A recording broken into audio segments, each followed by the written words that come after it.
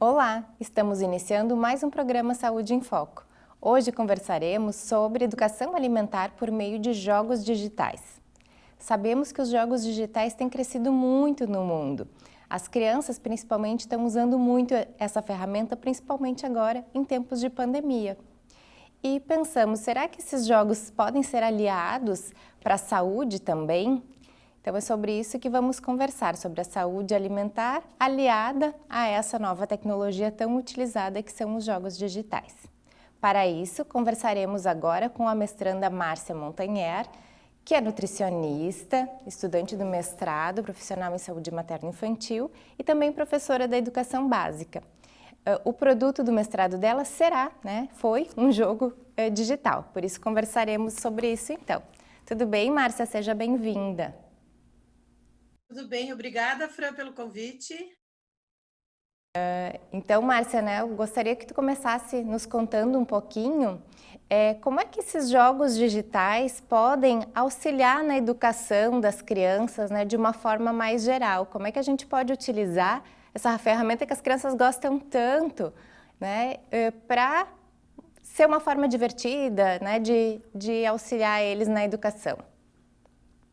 Então, justamente por ele ser de uma forma divertida e que hoje todas as crianças, praticamente todas as crianças têm um celular, têm acesso, e pensando no programa de educação conectada, que foi até as escolas desde o ano passado, a gente optou, por esse jogo, porque as crianças passam horas, agora então na pandemia mais ainda, diante dessas ferramentas, Então, por que não aliar essa ferramenta à saúde?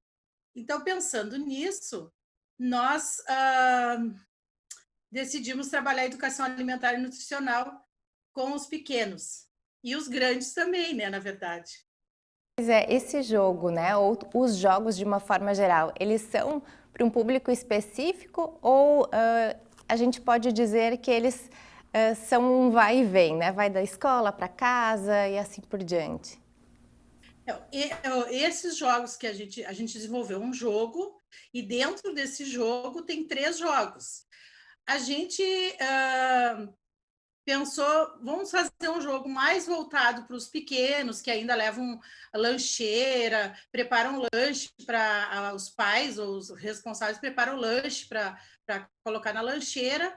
Então, a gente fez um pensando nisso, e depois a gente fez um outro jogo já para os anos mais finais, já que eles já saem com a família, para fazer lanche fora de casa, ou estão num restaurante, ou estão numa praça de alimentação, que a família possa acompanhar, e até a escolha em casa, Ele tendo aquela noção do que é saudável, ele também vai levar para casa. Ele aprende na escola, e da escola ele leva para o resto da família, para os amigos, vizinhos. E um outro é mais voltado para adolescente, mas, na verdade, o jogo sempre é um desafio. O pequeno quer jogar o jogo para o adolescente quer jogar o jogo para o adulto, e nós tivemos o cuidado que qualquer idade pode jogar os 3 jogos. Então, Márcia, já que a gente está falando sobre o jogo, vamos contar para o pessoal então de casa como é que se chama esse jogo, como é que ele foi pensado, qual é o objetivo dele. Apresenta um pouco o jogo para a gente, então. Então, esse jogo chama-se Comida de Verdade, porque o Guia Alimentar fala bastante sobre a questão da comida, aquela comida que a gente faz em casa, que a mãe faz, que é aquele bolo gostoso, aquela salada de fruta, Não tanto pacotinho pronto. Então, com base na questão dos alimentos, o grau dos alimentos, in natura, minimamente processado, processado e ultraprocessado, a gente optou para dar o nome de Comida de Verdade. E aí o Comida de Verdade ele foi dividido em 3 jogos, como eu já tinha falado antes, e a gente pensou nele em ser mais uma ferramenta para auxiliar o professor, a merendeira, a comunidade escolar toda, nas ações de educação alimentar e nutricional, que essas ações elas são previstas nas diretrizes.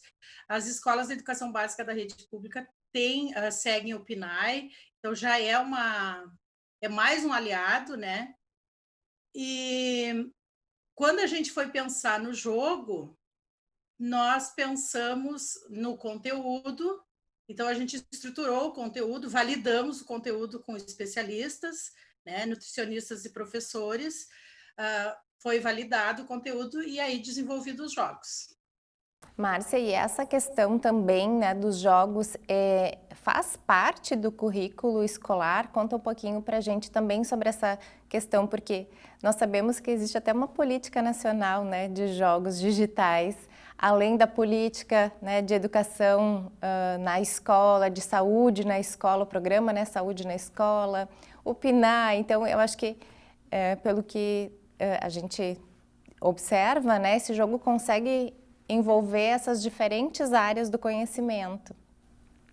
Sim, quando a gente foi construir, né, a gente já pensou de forma interdisciplinar, pensando que a Base Nacional Comum Curricular, que é a BNCC, e o referencial curricular, eles também orientam que na escola seja trabalhada, além de ser trabalhada a educação alimentar e nutricional, também mostra que a gente deve trabalhar com o meio digital, porque é a cultura deles, né? Os nossos alunos, as crianças, elas são nativos digitais. A gente é que está aprendendo um pouco, né? Mas a questão das políticas públicas para jogos, a gente tem, e a gente se admirou muito, né, o quanto que tem investimento e o quanto que os jogos cresceram, e agora, no momento da pandemia, também isso aí triplicou. E eu até posso relatar assim, quando em época que a gente tem aula presencial, a partir da educação conectada, ano passado, a gente chegava às 7h, 7h15 na escola, e eles já estavam todos enfileiradinhos ali, porque eles tinham à disposição deles a internet para eles conectar, e eles chegavam e ficavam. Era bonito de ver, daí terminava a aula e eles não queriam ir embora, porque eles queriam ficar ali, tendo acesso à rede, né, e jogando. Então, isso também foi um grande motivador. Ai, joia. Então agora, foi uma equipe que programou esse jogo, né? Então eu queria que tu nos contasse um pouquinho da equipe para a gente apresentar um pouquinho de cada um, quem participou da formulação desse jogo. A gente, então, fez uma parceria com o curso de jogos, nós temos 2 meninos dos jogos, um deles, além dos jogos, ele é da nutrição também, e uma menina que é das artes visuais, que fez toda a parte de desenho, ela mesma poderá contar, e o professor da parte de programação. Então, assim, eu achei fantástico a gente poder contar com essa equipe, né? Ele só saiu porque nós tínhamos essa equipe interdisciplinar, e eu só tenho a agradecer, assim, pela aceitação dos jogos, na verdade, em virtude da forma como ele foi construído. Então agora, né, nós vamos ver um pouquinho o depoimento do Nicolas, que foi, né, um aluno que é da nutrição e dos jogos digitais, que teve esse desafio, unir, né, as duas graduações que ele está fazendo para nos auxiliar, então, a construir o jogo.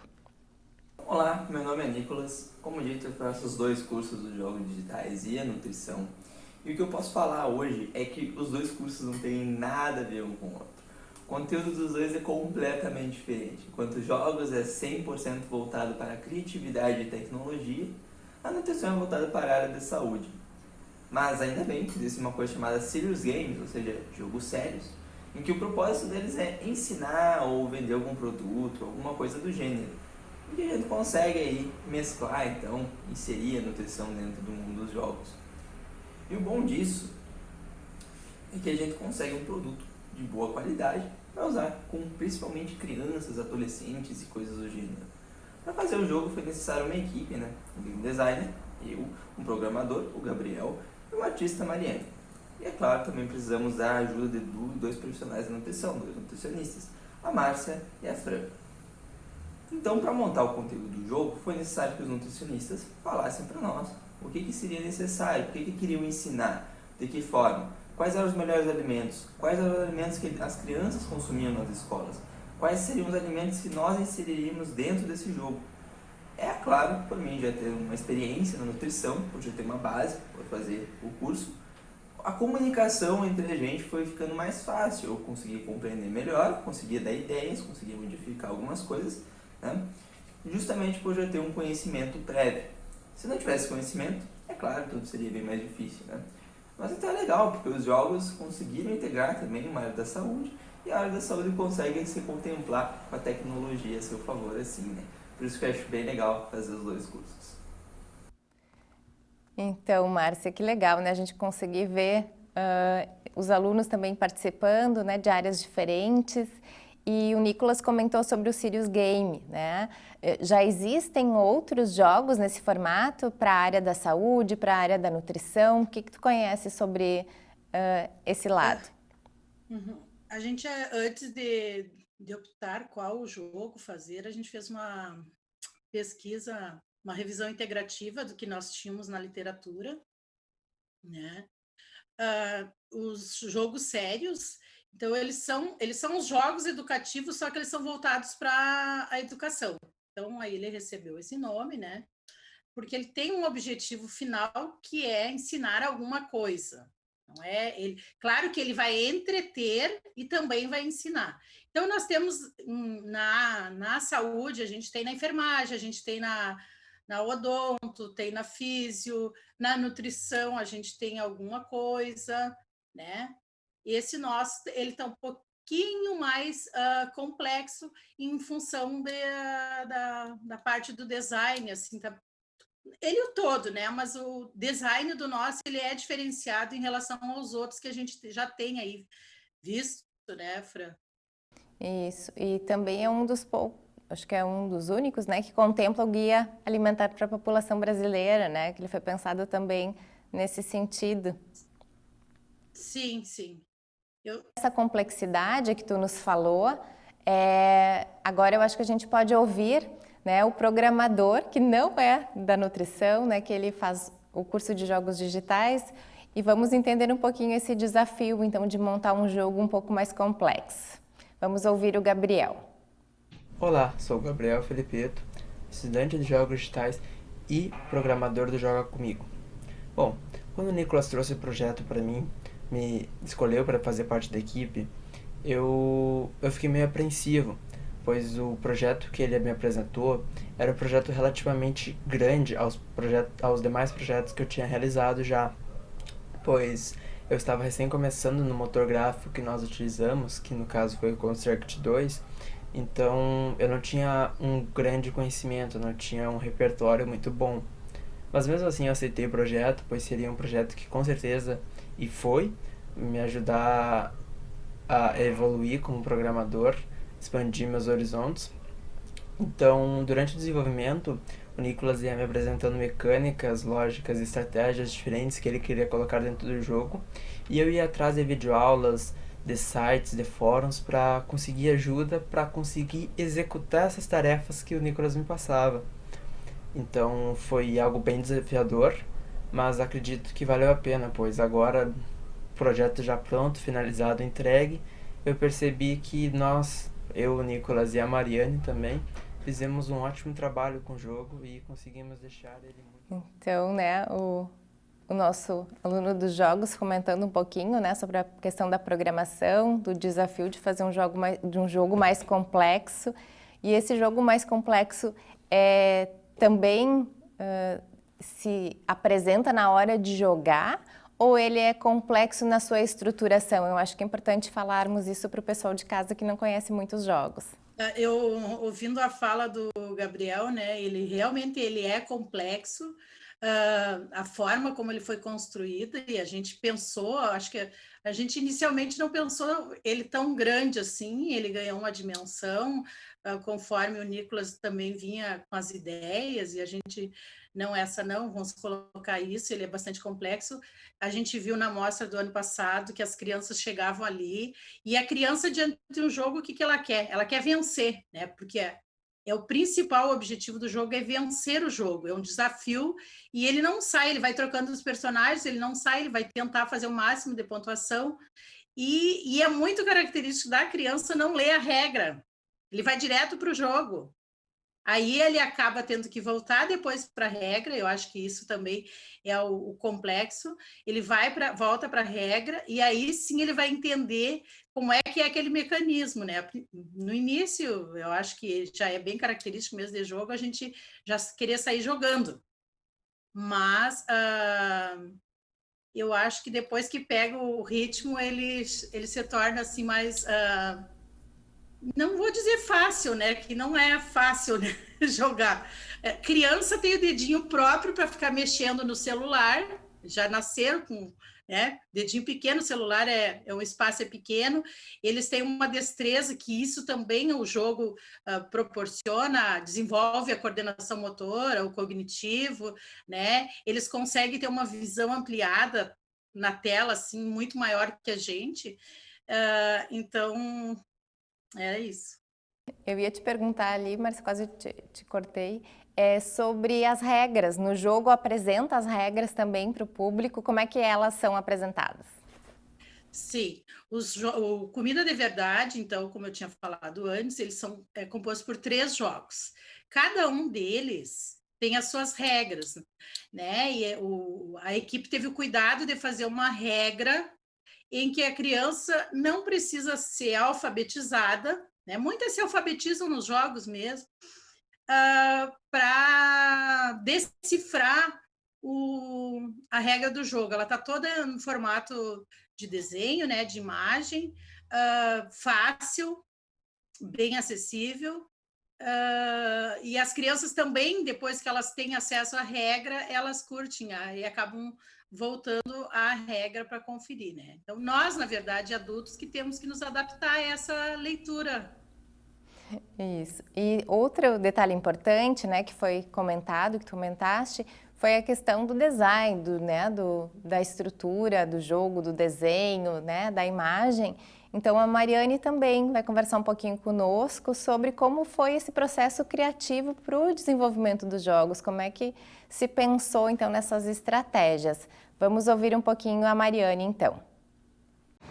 Oi, eu sou a Mariane, eu tô aqui para falar um pouco do processo de criação artística do jogo Comida de Verdade. Eu acho que o mais importante para falar sobre esse processo seria tanto a escolha do traço quanto a criação dos personagens. Primeiramente, o traço, a gente pensou num estilo que fosse tanto atrativo para quem fosse jogar, as crianças e os adolescentes, quanto para os professores ou para os pais que fossem adquirir esse jogo para os seus filhos ou alunos.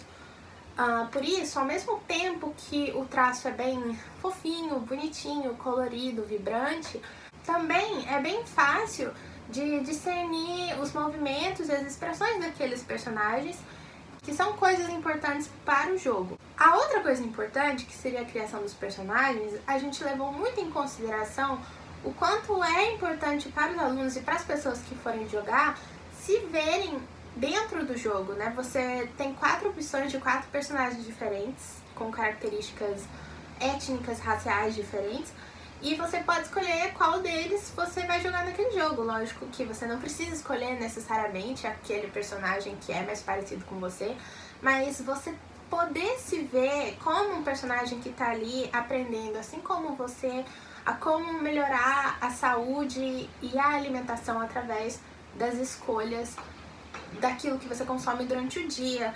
A gente acha que isso é muito importante, isso torna o processo do jogo tanto mais divertido quanto imersivo também. Márcia, a Mariane tocou num ponto bem importante, né? Além, claro, de todo o design, de como foi pensado, o traço, mas ela também nos trouxe sobre os personagens. Como existe um único personagem? Existem mais que um? Como é que eles foram pensados?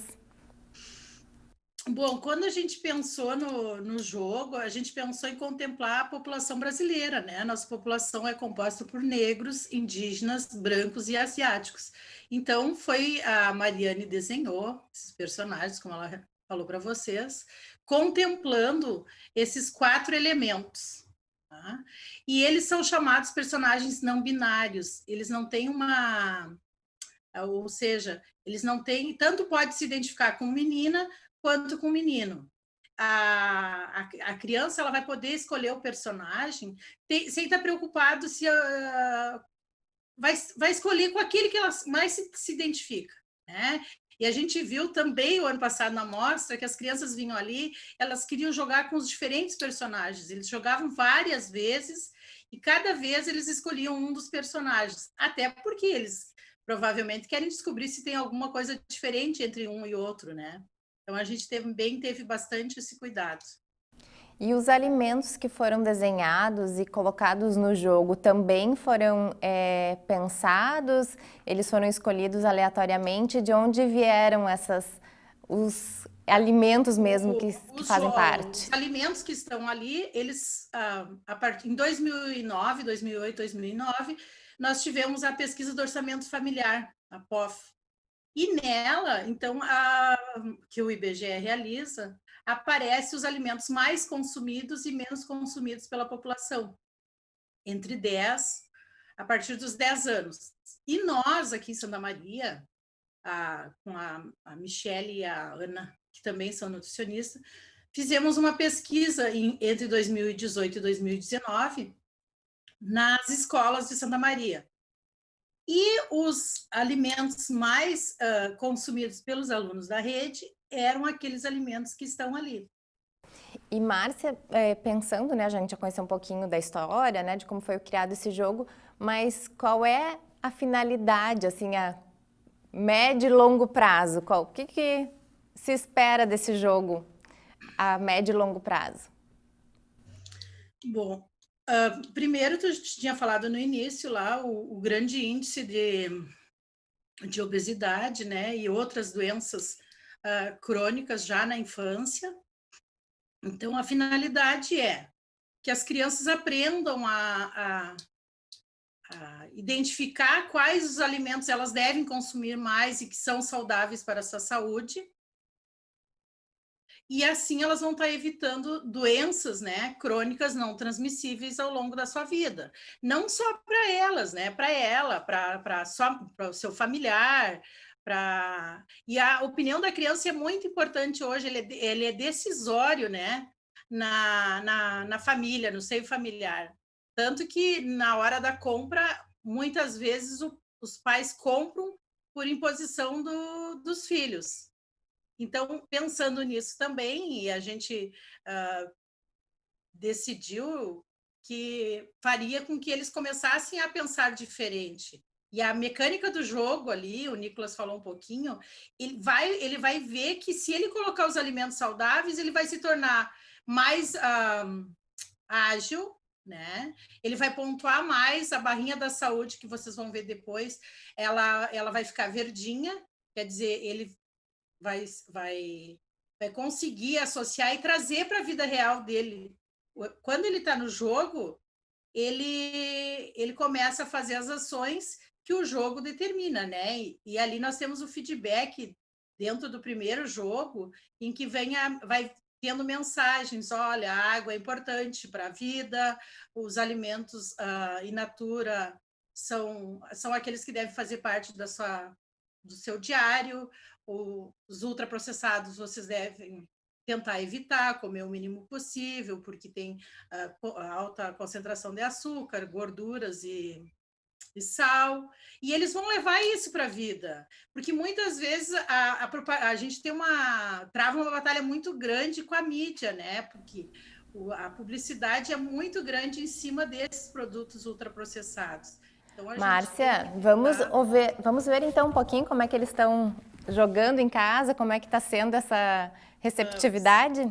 Vamos ver então o nosso aluno, né, o Felipe, que vai mostrar um pouquinho como é que ele jogou, o que ele aprendeu com o jogo. O Felipe é aluno, né, ainda da educação básica, mas vamos ver como é que foi quando ele jogou, né, pela primeira vez o Comida de Verdade. Eu gostei muito desse jogo porque ele me ensinou muitas lições de do que comer e alimentação mais saudável. E da agora em diante eu sempre vou comer de um jeito melhor. Ai, que legal a gente ouvir isso, né? Então acho que para quem quiser, né, esse jogo depois vai estar à disposição. A gente espera que muitos, né, de vocês consigam acessar e utilizar. Ele não é só para a escola, mas eu gostaria agora, né, Márcia, para finalizar um pouco, né, o nosso programa de hoje, que tu nos comentasse, então, né, qual assim, a tua visão geral, né, como é que tu espera que esse jogo chegue rapidamente, porque estamos finalizando em primeiro hoje. lugar, que o jogo estará disponível para toda a população, né? Isso já é um ganho, eles não vão precisar comprar, né? A gente fez uma parceria com a UFN, a Agência de Inovação registrou o jogo e ele já se encontra disponível, já foi disponibilizado para a 8ª Coordenadoria da Educação, aqui de Santa Maria, que compreende as escolas estaduais da região, para a SMED, que é a Secretaria Municipal da Educação. A gente já enviou também, né, para o MEC e para o Ministério da Saúde, e a gente espera, assim, que todos possam jogar e aprender que a gente deve ser o mais saudável possível, né? A gente sabe que nem todo mundo tem à disposição alimentos tão saudáveis assim. E pela nossa pesquisa, acabei nem falando, acho, nisso, quando a gente foi validar o conteúdo, os especialistas nos sugeriram, né? E ali dentro do jogo, quando vocês forem ver a tela, vai aparecer um caderninho. Aquele caderninho é um guia para as escolas para que os professores, o gestor ou a merendeira possa acessar, trabalhar com os alunos, tem orientações ali de outras atividades, outras brincadeiras que podem fazer com os alunos, né? E aí, então, trabalhar o jogo. Mas, diante desse momento, né, Fran, de pandemia, e pensando que a criança, às vezes, tem que ter um distanciamento, porque está internada, está hospitalizada, ela pode estar jogando em qualquer momento, né? Vocês vão ver, provavelmente, esse aluno, ele jogou com vários personagens. Ele vai se dando conta. Lá em cima aparece o feedback.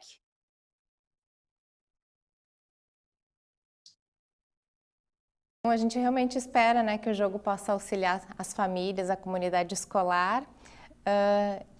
Ficamos por aqui hoje, então agradecemos a tua participação, né, Márcia? Muito obrigada por ter nos contado um pouco sobre o jogo. Agradecemos a participação também, né, da equipe que construiu o jogo para a gente entender todo esse processo e esperamos que logo todos possam estar testando, jogando e aprendendo sobre educação alimentar, né, na escola e em casa, né, que esse caminho seja de aprendizado para todos.